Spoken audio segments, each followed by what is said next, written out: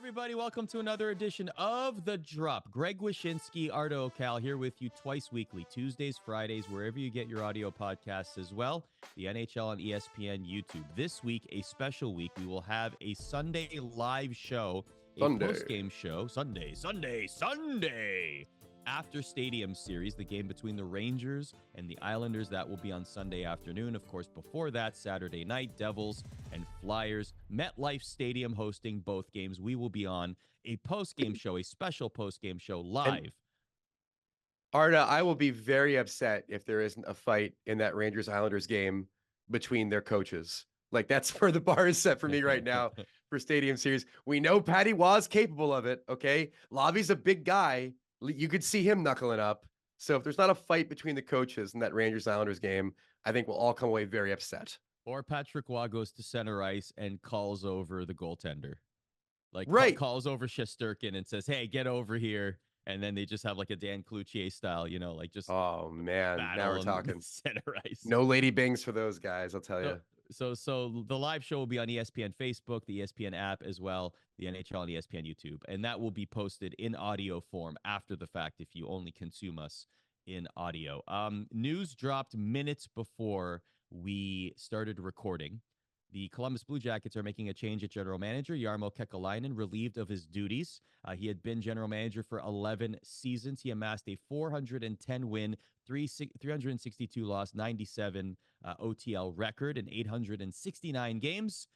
The club, though, is likely going to miss the playoffs for the fourth straight year.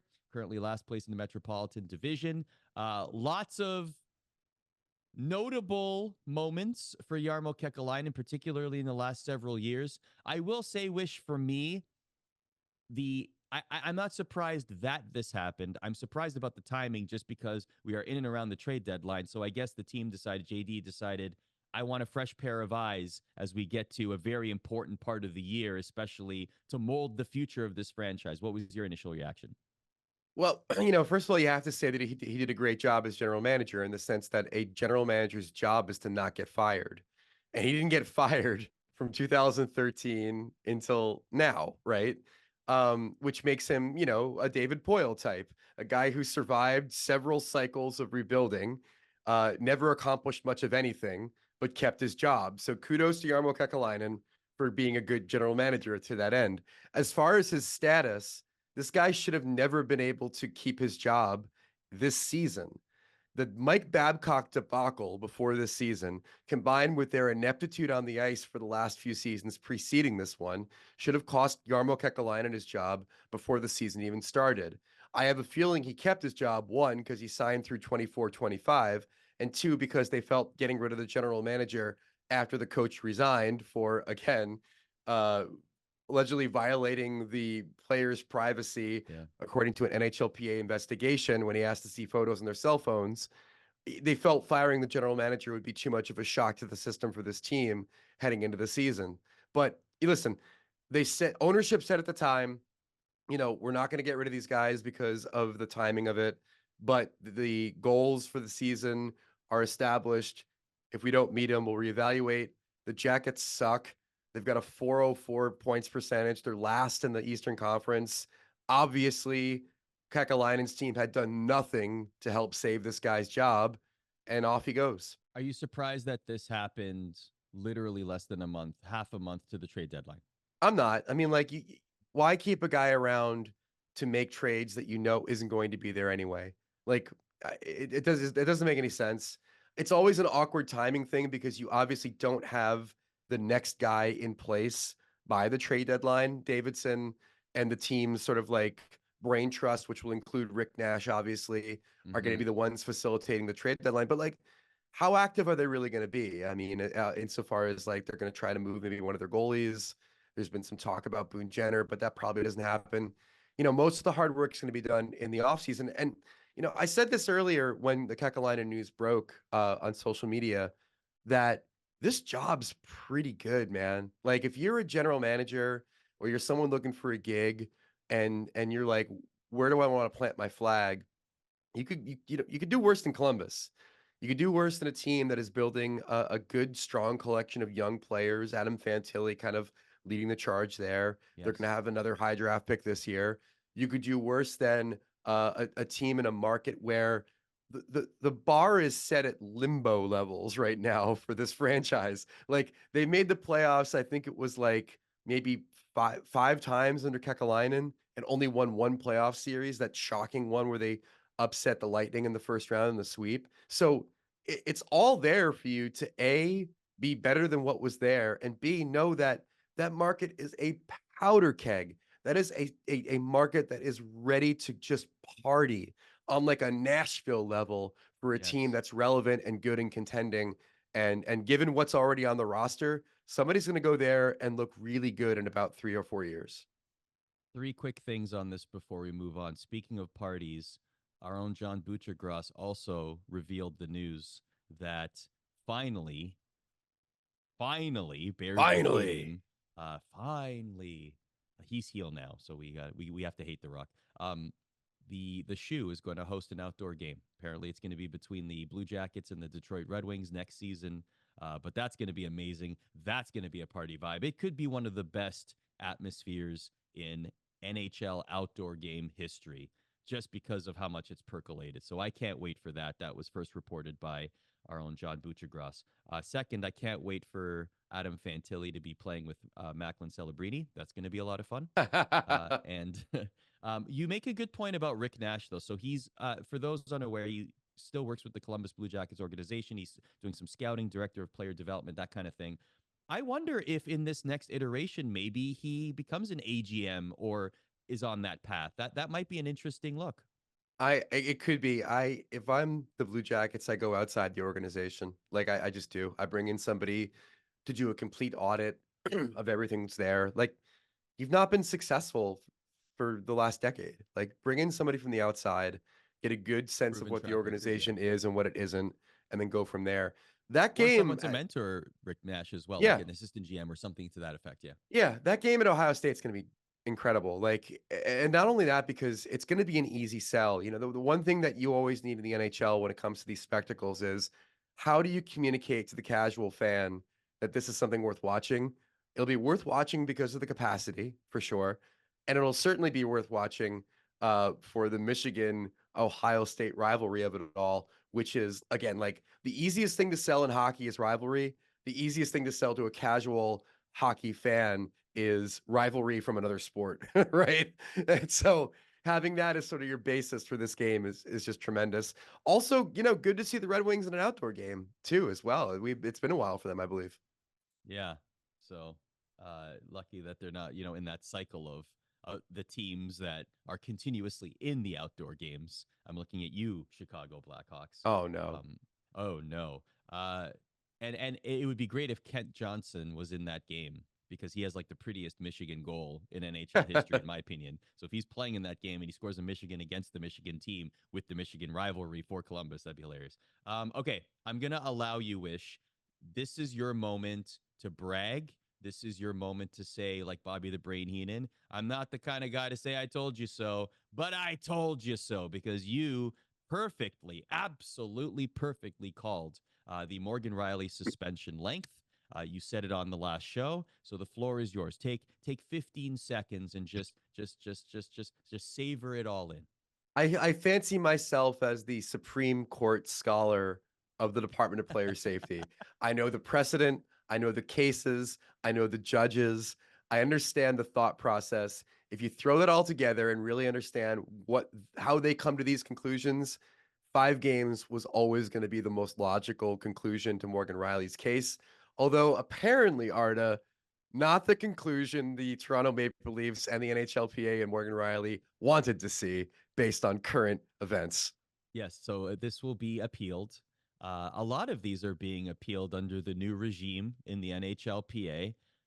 What do you make of that? This seems to be just a more general paradigm shift in the Marty Walsh era. Do you think that this is just a hey, let's set the tone early? This is the paradigm we want to establish, and this is the way we're going to go moving forward, regardless of suspension length. Like, how are you reading this?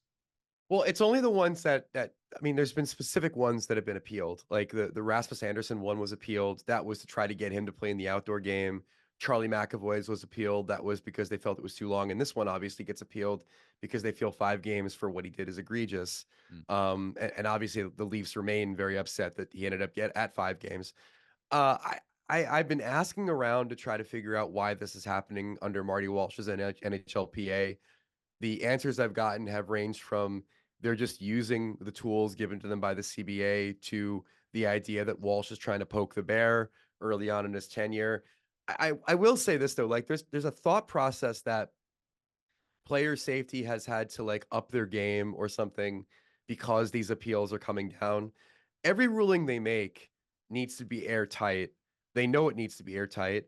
The next level above them is Gary Bettman. If they do sloppy work, it's going to get called out by the guy. And then above Bettman is the neutral arbitrator on suspension. 6 games are over. So they know they have to have all their I's dotted, their T's crossed on these rulings.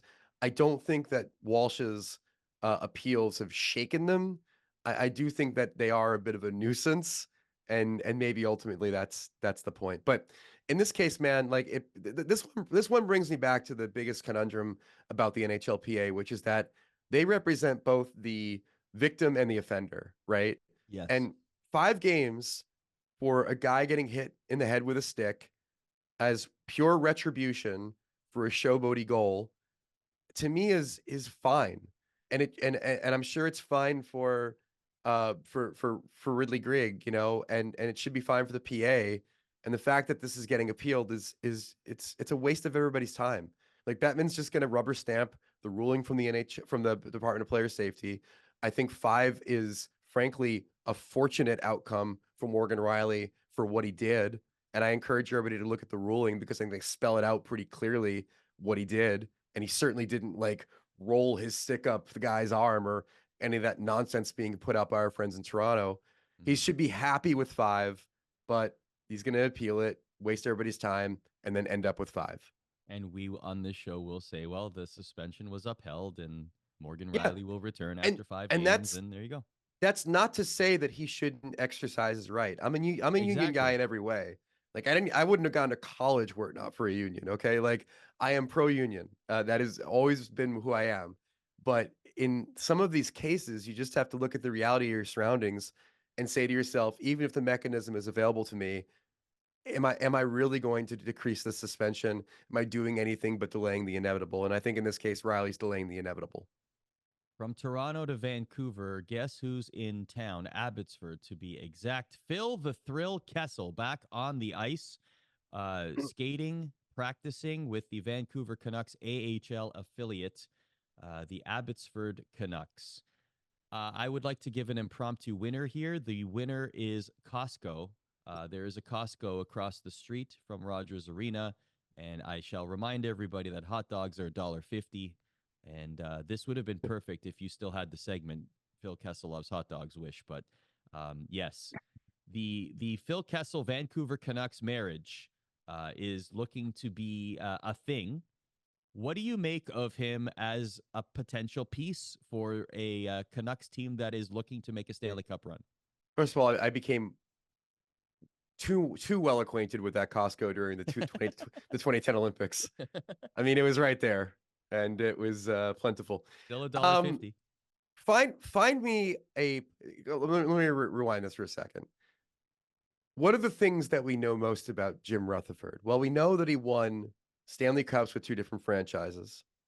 We know that he's a kindly old grandpa who loves to give Werther's Originals to all the people that visit his office, at least in my mind. Uh-huh. And we know there is not a single player he's acquired that he will not acquire again. Yeah, that was his rap in Carolina for years. He's already done it once this season with Elias Lindholm. And oh, look, Phil Kessel, a centerpiece part of Jimmy Rutherford's Penguins championship teams, now a member of Rutherford's Vancouver Canucks team with its eyes on the championship. Look, I don't know how much Phil has left. I do know that people absolutely adore him that play with him, right? And I do know that there's one other part of this that we haven't discussed yet, Arda, which is that beyond the Jim Rutherford connection to Kessel, the Phil Kessel whisperer is the Yes, head coach exactly. of the Vancouver Canucks. Rick Tocchet that was his reputation as an assistant coach in Pittsburgh. And then when he became the head coach in Arizona, Kessel went there and everybody assumed that Tocchet was going to be able to unlock something in Kessel that got locked up once Tocchet left. So you get former GM reacquiring the player, Phil Kessel whisperer behind the bench. I'm pretty high on this one. I think it's the best landing spot imaginable for Phil, and I would love nothing more than to see him play even an infinitesimal role in the Canucks trying to win a championship this year. And remember, that's the role that he played in Vegas. He didn't play, he was a healthy scratch. He didn't play much of a role in the playoffs, but at the end of the day, he was still part of that squad. He played 82 games in the regular season. Now, like you said, that's why I like this a lot. He's coming into a situation where he has a coach that has proven success with him. He's later in his career. If he accepts this role of, I might be a black ace, so to speak, I might not be in the lineup at all times, but if called upon, I know that I will have the tools around me and I will be prepared to contribute in certain ways and be relied upon as a bottom six forward. That to me, on that lineup with that coach, is a win-win situation and absolutely worth it, especially if it's at the veterans minimum. Plus everything in balance. When you've got the Tommy Lee Jones with a migraine intensity of JT Miller in your locker room, you need to balance it out with the sunny, aw shucks comportment of a Phil Kessel. Yes. And now we have it. So Vancouver adding a great piece there. I think all eyes will be on that. It'll be interesting to see how he conforms and contributes with the Vancouver Canucks. So the Stadium Series this weekend. Again, we have a live show Sunday after the Rangers and Islanders game. But we are going to talk to a friend of the program, first time on the show. Great friend of ours, though. He also hosts a hockey podcast at ESPN called Game Misconduct. He is the radio voice of the New York Rangers. And of course, he is a very, very wildly popular radio host in the New York City area on ESPN radio airwaves, Don LaGreca. All right, joining us now on the drop, a guy we've wanted to get on for a really long time. You know him from the Michael Kay Show on New York radio. You know him from Rangers broadcasts. You know him from the Game Misconduct podcast. And you know him as Don LaGreca, an absolute ambassador of New York hockey, may I be so bold to say. I appreciate that. I take that as a compliment. A lot of people are irritated by it, but I do feel like I carry the flag for local hockey in New York, and I have for a long time. I'm always fighting a fight. Yeah. And believe it or not, I feel like it's less of a fight now than it's ever been. I think this game's on the uptick. I think all three teams are really interesting. Obviously, it's driven by the Rangers because of their original six and the fan base and all that. But with the Islanders and Rangers lately, I really feel like this is probably in the 20, almost 30 years I've been in this business. I would say this has probably been the best time to be able to really get into talking about all three locals. Yeah, and one day we'll live the dream, the mutual dream of having callers be as passionate about the third line of the Rangers as they are about the second left-handed reliever for the Yankees. We'll get there one day. Well, I'll tell you the dirty little secret in sports radio, and I worked at the Fan for 5 years from 96 to 2001, and it's been at ESPN since 2001. The dirty little secret is if I'm given my way and I start talking hockey, the phones light up like a Christmas tree. They do. Nope. The fans are there. I mean, how many times have we seen all three locals be home at the same time and all three buildings are sold out? All right. Now, I'm not going to sit here and tell you that it's as close to the big three and that it's football, baseball, or basketball. No, but the fan base is there. They're passionate. They're into it. And quite frankly, if we had more talk show hosts that were hockey savvy, I think you would hear a lot more callers and a lot more interest around sports radio when it came to the NHL. Indeed. All right, let's get into it. First of all, are you ticked off like me that it's not Devils Rangers at MetLife? I mean, I understand the dynamic. Yeah. I understand where everybody's going to have a dance partner. We're going to get the Flyers involved somehow. But Devils Rangers in North Jersey just feels right, doesn't it? Yeah, I just don't know what you could have done unless you did what you accomplished at Yankee Stadium 10 years ago and just have the Rangers play both at separate days. I guess you could have done that, but that was Super Bowl week, if you remember, and I think it made a lot of sense. The back-to-back days, I just don't know who you would be able to put the Islanders with if it was Rangers Devils, because Islanders Flyers just doesn't hit the same as I think Devils Flyers do. And I'm not going to say the Islander Ranger rivalry is dead. It's frozen over. They haven't met literally in 30 years in the postseason. The Devils and Rangers just came off a 7-game series 5 minutes ago. So that one would have made more sense. I just don't know who you could hook the Islanders up with if you wanted to just have it standalone. Because the other thing that kind of bothers me, 8:00 on a Saturday night in the middle of the winter for Flyers Devils, that's a tough climate for people. I get it, but the 3:00 Sunday Islanders Rangers, I'm really looking forward to. Well, I mean, if you're a fan of somebody chasing the Rangers, you have no problem with them playing back to back. Have the Rangers play 8:00 Saturday night, 3:00 Sunday. Right. The Islanders fans and Devils fans are fine with that. Oh, they would be very fine with that. No question. Is there a way to get Detroit or Toronto to play 4 consecutive days so that maybe they can sneak into the wild card? But you're right. It'd be a tough thing to do. But Rangers Devils, I just think it's so much hotter, so much interest because of what happened last year. Let's talk about these teams real quick. The Rangers have been near the top of the conference almost all season. What has to happen for them? You're a keen observer of this team. What has to happen for them to win their first Stanley Cup since 1994? They've got to figure out to find a way on a consistent basis to get somebody to score goals that's not named Panarin, Zibanejad, Kreider, and Trocheck. They desperately need that. Now, is it going to be Lafreniere? Is it going to be Kakko? Is it going to be Wheeler? I'm not feeling it. At moments you do, and I think Lafreniere has been a bit snake bit, and I think he's got the potential. Forget that he was the first overall pick. That doesn't matter anymore. He's never going to live up to that expectation. No. But can he be a 20-plus goal scorer? Sure, but they need more than that. Wheeler's he's towards the end of his career now. Kakko, I don't know. We're just trying to gain some traction on him. They tried everybody and their mother on that right wing on the top line.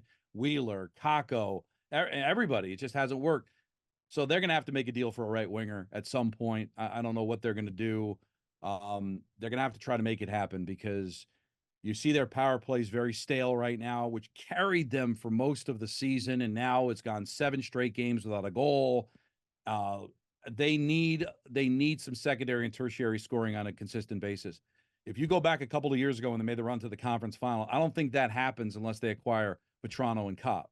So They're going to have to make some sort of a deal here that's going to add an extra scorer. Another defenseman would be nice, but I think that's kind of a luxury that I think every NHL team would love to grab. As the great E.J. Radick one time told me, they don't sell them at the NHL store. So forget the defenseman right now. I think finding a right winger or somebody who can play right wing, I think is something Chris Drury just has to do. And then I would feel a little bit more comfortable saying they're a legitimate cup contender. That power play probably will get a little healthy when they play the Islanders, the last ranked team, maybe one of the worst penalty kills we've seen on record with the Islanders this year. The Patrick Waugh hiring for the Isles, I think it's a construction over coaching thing personally with that roster, but do you think that he can whip them into shape and make them a playoff team? Time's running out, and I will see. We had Lou Lamoriello on the K show when we were over at UBS last week, and he seemed confident they'd make the playoffs. I called the game in Ottawa a couple of weeks ago and got a chance to talk to Jacques Martin. I don't know if you've ever done it. Do it. You're going to be a smarter hockey person when you walk away from that interview. And he talked about he was down in Florida when the Panthers picked up Paul Maurice. And remember, they barely made the playoffs last year, almost shouldn't have made the playoffs. And they end up going on a run, and now they're one of the best teams in the NHL. He says it takes time for a coach to get his system in place, his attitude in place. It is going to work with Patrick Waugh. The question is, will there be enough time? I think there's still enough time because I'm not sold on Detroit. They've got a lot to do to hold on to that final playoff spot. I think Philadelphia, they've showed me a lot coming out of the break, but losing Hart is just going to be so devastating for them. So I do think there's some opportunities for both the Devils and the Islanders to make it in. I'm a little bit more confident New Jersey will do it. The question is, will Patrick Waugh run out of road? But I think at some point you're going to see how good a coach he can be for this team. And I guess worst case scenario won't be till next year. Yeah, the Flyers are funny. I every time you count them out, they go on a 4-game winning streak. They have a 75% chance of making the playoffs right now per Stathletes. And Torts is a funny way of getting middling teams into the playoffs to the detriment of his franchise's long-term planning. So Right. I'm kind of on the Flyers make it bandwagon right now. But as far as the Devils go, we'll close with this. Is it going to be a case where their goaltending just undermines any momentum that they can build? They get Jack back. They look like a different team. They start winning games. They start stacking wins. But I mean, are they going to trade for a guy? Are they going to roll with what they got? Is the goaltending ultimately going to be the thing that holds them back? Well, you heard about what the Markstrom waiving his no Yeah. trade clause to agree to go to New Jersey. My theory is the reason that deal fell apart is that's when Calgary got hot. So I guess root for the Flames to dip, and then I still think that deal could be made. And I don't know if you heard what Barry Trotz said about him talking to Fitzgerald in New Jersey about goaltending. Are you telling me that UC Soros could become available? He's got another year left on his contract at $5 million with Hamilton on long-term IR. The Devils could fit that in. If they land a Markstrom or a Soros, look out, man. Look out. But right now, can any of these goaltenders turn into Darcy Kemper? Can they turn into that goaltender that doesn't have to carry the team? Not with this blue line, man. This blue line is just not good enough to do that. If they had a good blue line, then I think you can have a pedestrian goaltender who just gets hot. But this team desperately needs a goaltender. If they get it, I think they can make a run. If not, I just can't see them getting out of the first round. I just can't. Markstrom's underlying numbers are incredible this season. He's been an analytics darling. There's no surprise the Devils are interested. The Saros thing is only interesting for me because he's not been good this year. Like, he's been straight out bad this year at times. But last season, his last 2 months of the year, he played like a Hart Trophy winner. So if you can replicate that and you get him at the right time, then you might have yourself something. And I'm interested to see who costs more as far as going back the other way, Price, Saros, or Markstrom. It'd be interested to see that. If I'm the Devils, I don't give up like a Nemec or a Holtz for either of those guys if that's the price. Really? No, not for those guys. But you're Not gonna for have to that give up age. something. I know you do. I know. I mean, we've been spoiled with trades of like, belly button lint for Timo Meyer and stuff like that. But you do have to give to get eventually. I don't know. I'm with you though. I think there's enough smoke there that they're going to wind up making some kind of a move to improve the back end. Are you willing to give up first-round picks, considering how young the team is and how they've benefited from having those 2 first overall picks? Like, do you feel like because it's a win-now team with the right move, that a first-round pick or picks could be what ends up replacing the young guys that are currently on the roster? Potentially, but that's just it. I don't think it's win now. I think it's win in the next 3 years. Like, they're so young. Most of their guys are locked up long term. You could easily take a mulligan on this season because of Hamilton's injury. There's a lot there to say that you don't push all in just to try to salvage this year, because there have been stretches where they haven't played well even when Jack's been in the lineup. So we'll see what they do. The journey to the Stanley Cup begins against the Flyers on Saturday, down the Greca, and you and I will both be there. That'll be the turning point on the DVD, right? It'll all came together on a cold Heaven Part Saturday 4. night. Heaven Part 4, the Devils' journey to the Stanley Cup. Donnie, it's great that you joined us, man. We'll do it again soon, and we'll see you at MetLife. Always a pleasure. Looking forward to this weekend.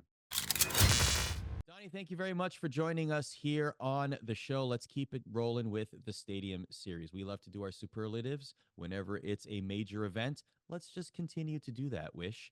We're going to do favorites, least favorites, etc. Well, we start with our favorite game in history. Since 2014, there have been several Stadium Series games. Mine happened to happen in 2014. It was the Rangers and the Devils at Yankee Stadium. Now, I've said this a lot, Wysh. I love when outdoor NHL games happen at baseball stadiums, because I think that there's a certain charm, a uniqueness to it. I love the way that Fenway Park looked. I know that was Winter Classic, but I'm just saying, like, the way that baseball stadiums look, I like the way that Yankee Stadium looked. There's just the image always looks unique when it is at a baseball stadium for an outdoor NHL game. And this one had everything you could ask for in a game. It had a bunch of goals. The atmosphere was great. The first half of the game was at least sort of close. They set a record for most goals in the second period for an outdoor game. And it was a rivalry game. And so I liked it a lot.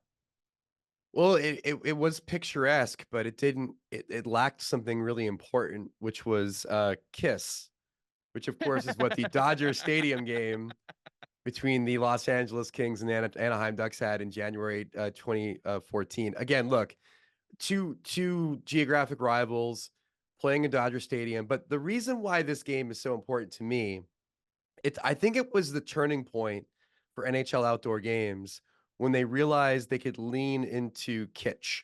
They can lean into some goofiness. It's not simply just having Kiss and like, flames firing up from the ice, playing in between periods and posing for pictures with Gary Bettman, which of course is iconic. But it's also, they're having volleyball players and deck hockey games on the field. It was a bunch of sort of that California vibe going on, fake palm trees, the whole thing. It was really the first time the NHL let their freak flag fly with one of these outdoor games. And then from that point on, we get the boot at the Cotton Bowl, we get the ice diamond and Fenway. Like it all kind of tracks back, I think, to this Dodger Stadium game, which was a good game. Not too thrilling, but everything that went along with it made it my favorite. So Kiss put it over the top, really, is what we're saying. Gene They were made Simmons for and loving you, baby. Don't forget Yes, that. exactly. They want to rock and roll all night and party every day. What was your least favorite game?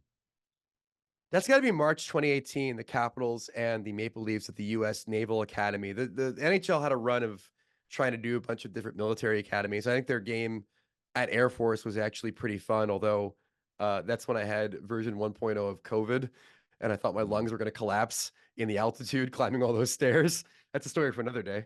But the Caps and Leafs didn't really have any kind of like rivalry between themselves, and the U.S. Naval Academy Stadium in Annapolis didn't really have too much personality. And there was also a power outage, which was very odd for this outdoor game. So, of the Stadium Series games, I have to say that was the one that I liked the least. For me, it's Blackhawks and Penguins. That one, really, just because of the weather. It just like the conditions were awful, and you have all these like super skilled players, and it could have been a really good showcase of hockey, but unfortunately, the weather made it such that you couldn't even make a cross ice pass. Like it was just bad. Mm. Now, don't get me wrong. Obviously, that's one of the risks you take with outdoor games. I will point to the 2014 Winter Classic as an example of the perfect blend of weather and hockey, because that was just, snow calmly falling onto the ice. And the only disruption really was a couple of extra snow timeouts, right? Right, And that right. was nice. That felt great, and that atmosphere was terrific too. But here, unfortunately, just felt like the ice became slush, and it just didn't do for Yucky. make for a great Not a at all. yucky game. It's a yucky game. Exactly. Of course, if this happened today, they would have had 7-Eleven sponsor the slush, and it would have been the Yes. Slurpee game. The Slurpee game. We know how to monetize better today than we did back then. Absolutely. Just They the would have bottom put line. like coloring on the ice Yep, and scooped it absolutely. up. And yeah, absolutely no way. Favorite jersey, Detroit 2016, the stylized Detroit D. I like the look of it. I like that they take a chance with something you wouldn't normally see. I like that, so that's mine. Mine is the Nashville Smashville jerseys from their 2022 Stadium Series game. You look back at their Winter Classic at the Cotton Bowl and what that jersey looked like versus the over-the-topness of this jersey. That's the thing about the Stadium Series. It's kind of fun is that like everything is sort of turned up to like 13. The jerseys, the helmets, everything is just very big and bold. And the Smashville jersey for me was one of my favorite looks for that franchise, but also just the epitome of what I like about the Stadium Series, where it feels like the rules are broken when it comes to uniforms and things of that nature. I appreciate that. I hate them. Ah, They're my least favorite jersey. I like the guitar pick. I just don't like that look of the giant block letters. It sounded like the Islanders one in this year. It's just like giant block letters in the middle. Smashville's cool. The guitar pick that's what I is was gonna say. cool, Like, but I think part of the appeal is that like if it was two block letters that said "Pred Tours," like it's stupid. But they went and they used something that's like a colloquial local thing and part of their branding, and I thought that was kind of a unique thing. If we had an Atlanta Thrashers outdoor game, Arda, and it said Blue Land, same deal. R.I.P. the Thrashers. Least favorite for me. what you're saying is the Islanders Stadium Series jersey would have made better if we just had like a traffic jam in the middle, sort of like Or LIE or something. Yeah, on the LIE or something, or like something from Belmont Park, something beyond the choice they made. Least favorite for me might be that Islanders jersey, to be honest with you, but I'll go with another one because I thought this one was heinous. The LA Kings roller derby jersey from their Air Force game. Now, the helmets I thought were dope, but that jersey remains an absolute, like, again, it's straight out of Roller Hockey International. It's this bizarre letters on a slant kind of thing. Man, there was nothing about that jersey that I liked. It's one of those where I'm like, I get what you're doing. It just didn't work. Maybe wear something else. Dream Stadium Series game. It's been on my list for a while. Wysh, Columbus. It's finally happening. Bucci tweeted out that it will be the Red Wings and the Blue Jackets maybe in March 1st, 2025. Seems to be the date. And that's going to be awesome. I can't wait. That has been number one on my list. Like it's been percolating, man. It's been building, and I can't wait to see the tailgates. I can't wait to see the atmosphere inside. I can't wait to see how many tickets are sold and like just tens of thousands of people. Maybe like we reach 100,000. I don't know, like whatever the number, whatever capacity could be. Like, will this set a record? I don't know. Like I'm excited to find out. My dream one has always been the Flyers and Penguins at Beaver Stadium at Penn State. We're getting closer to it, but I don't know if we're going to get there quite yet. But I mean, the real dream one though is got to figure out a way to get the Sunshine State Battle in a Stadium Series game. Get the Panthers and Lightning somewhere in an open air stadium somewhere in Florida. It's a great rivalry. It would be such a different vibe than most of these games have been. They've shown they can make ice at Dodger Stadium. They made ice at Lake Tahoe, sorta, and I think they can make ice wherever. And so give me Panthers Lightning anywhere in Florida, or if not, stick them somewhere else in the country. Let's go Panthers Lightning at Lambeau. Why not, right? Why not? Forget about the local team. No, no, no, no. Just throw them wherever. What I will say is if they're going to do that, I guess I better be prepared to fill on air for 7 hours as the sun destroys the ice. I'm going to have to really prepare for that one.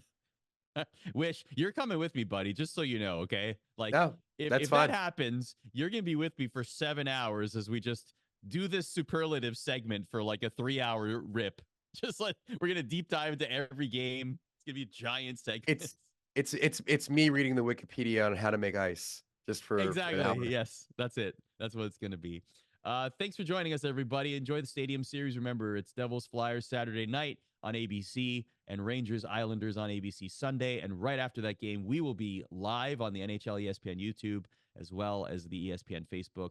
If you only consume us in audio form, it will be posted as an audio podcast afterwards. So enjoy the games, and we will see you for our live show on Sunday. If you see me out there, say, hey, I'll be walking around the tailgates looking for stories. Stories, Arda. What is actually, before we go, that's a good question, because like I know what to expect at a Buffalo tailgate. Someone's going through a table. What are you expecting at a MetLife tailgate? Oh, probably a lot of Bon Jovi. That's it. Just people blaring Bon Jovi. Like, well, I mean, listen. Honestly, as a Devils fan, like the novelty of tailgating at the Meadowlands is nostalgic. I mean, when they moved to Prudential Center, tailgating left. You can't tailgate at the Pru. It's all parking garages and stuff. So going back to the Meadowlands, where the Devils played for the first few decades of their lives at what used to be Brendan Byrne Arena. I mean, tailgating in those parking lots is part of the Devils lore. So I know, at least in Jersey, for the Jersey fans, they'll probably get there real early and be pretty in a pretty good mindset before the Flyers come to town. Massive battles over Taylor ham and pork roll, and it's just going to be pandemonium. Indeed. Something like that. All right, enjoy the games. We'll see you for the live show on Sunday.